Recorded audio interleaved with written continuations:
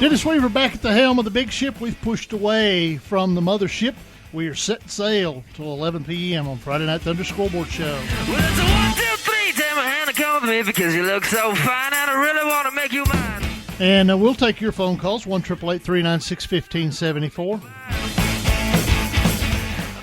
And the phone lines are wide open. It's the Sweet Tea Bakery hotline and the Oak Restaurant hotline. And we need to go to the Oak Restaurant hotline, the Oak Restaurant with great pizza.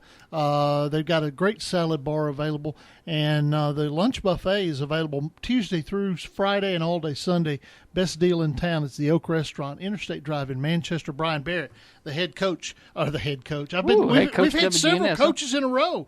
We've had Coach Hardy, Coach Marston, Coach Stevens, Coach Shadowins, and Coach McDaniel all in a row. Bryan Barrett is the head coach of the WGNS broadcast team, and he joins us on the Oak Restaurant hotline. Welcome in, Coach Bryan. That's a job I'm resigning as of today.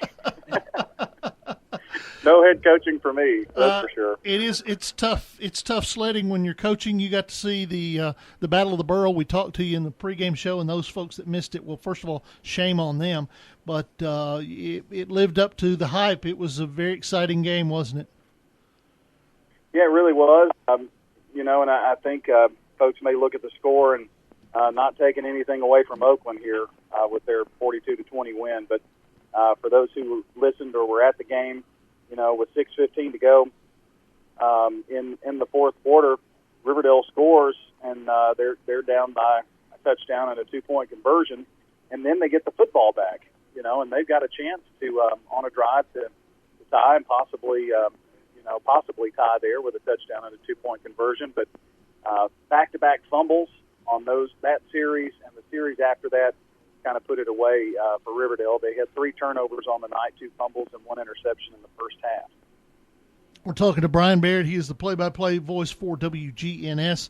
3 games in the Borough next week go to Thursday night, or 3 games. Is that right? 3 games to Thursday night, yeah. But then the Friday night game is down in the Friday night game's down in Alabama. What's your broadcast schedule look like next week?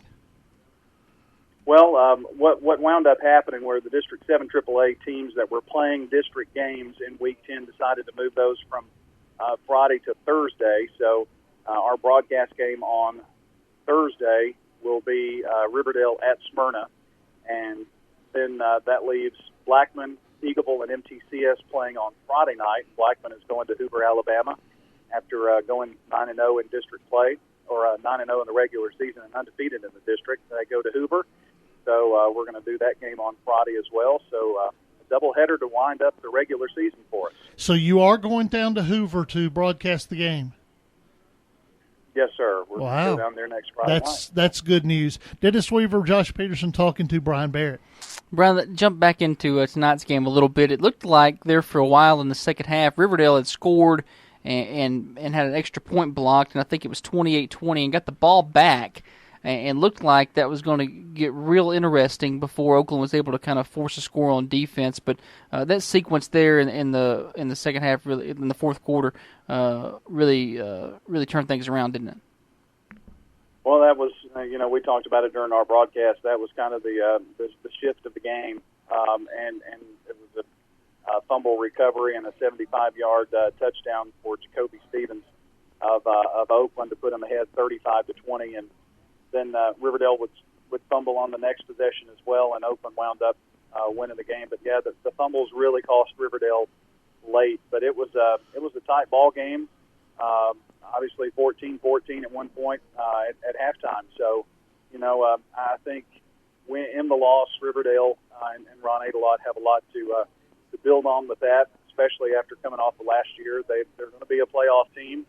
But right now they've got to think about Smyrna next up, obviously, and if they can beat Smyrna, they would solidify the third place in the district and obviously have a good shot in the playoffs. And you want the higher seed now. I mean, you're thinking seeds and where you can finish because history tells us you're going to be playing back through the district here in the playoffs, and so you want to stay away as long as you can from Oakland and Blackman if you're Riverdale. All right, Bryan, we appreciate it. We'll talk to you next week in the pregame show, okay? Sounds good. All Thanks, right. Dennis. That is Bryan Barrett with WGNS.